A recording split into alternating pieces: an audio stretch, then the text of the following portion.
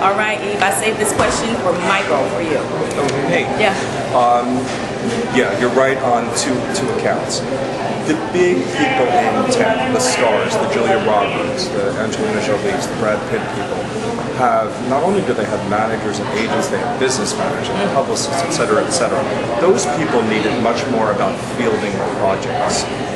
When you're someone at Shamika's level, it helps to have someone like a manager like myself, because I'm able to get her a good agent. I'm able to use my connections as well, because I was an agent 20 years ago, to get indoors that the agent may not be able to. It's all about relationships. And people will go, wow, you're paying 10% to your agent and 10% to your manager. And some managers even take 15%, which is crazy.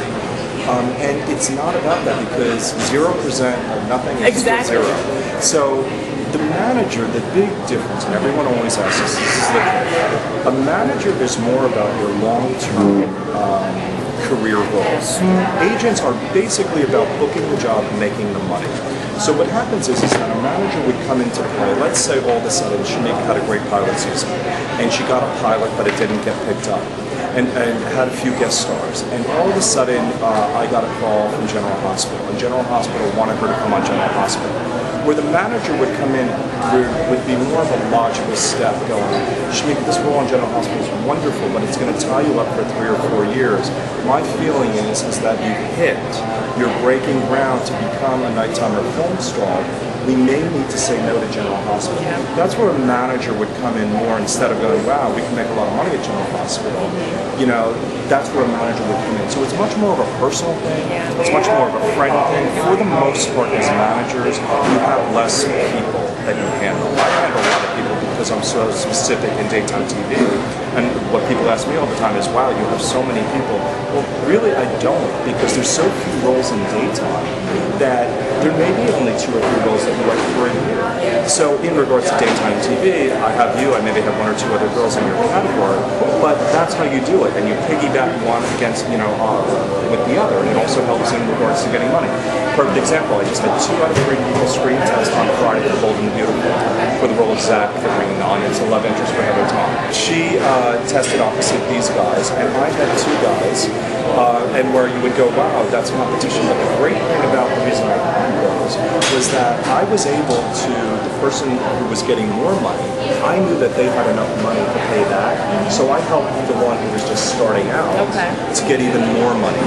So that's the kind of thing that I know, and as a manager, and just in getting back to the main question, agents can do deals legally, as do lawyers. Managers cannot do deals in the end. So that is another thing. But managers is much more basically about a long-term relationship and a career. Yeah, I really think that it's important, if you have a manager, that they have to really, really believe in you. And as I've said on several occasions, Michael is like my champion. He has my long-term goals. He looks out for what's best for me. And it's a really, really intimate relationship. And when you're selecting a manager, I know a lot of friends of mine who are actors out there, everybody, they so want someone to represent them, to send them out for jobs. They'll get with managers that they don't even know. They'll sign 3 to 5 year contracts, and you don't know this manager, they don't know you, they're not really interested in being with you for the long term, the long haul, and you just really want somebody, you want to get to know the manager and know that they really believe in you, that they really have your best interest. Yeah, and quickly on that, everyone calls themselves a manager. Yeah. Be very careful what you sign, because you think you've signed something and you leave them, and 3 years later they knock on your door, and when you have that TV series or whatever, they're asking for money, and a lot of times they win. You've got to be very careful with manager contracts. They're not regulated the way agent contracts are. And questions you need to ask are, who do you have on TV? Where do you see me going? What is the game plan? People that are telling you that you have no credits and are going to be a movie star, that's not the way it happens. So that's the wrong person for you.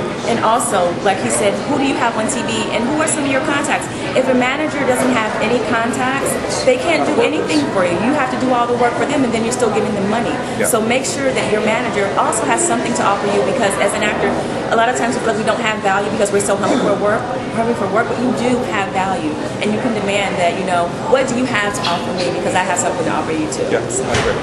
All right, well, that wraps up our fan mail, you guys, and hopefully you enjoyed talking to Michael. You got all of this inside information. And I don't do this for everybody. Exactly. For you, I do this. Only for the Shamika Chronicles. So you guys stay tuned, and muchas, muchas. Bye-bye. Hey, Shamika, it's Michael, your favorite manager. Listen, I just got off the phone with As the World Turns. I loved what you did the last time.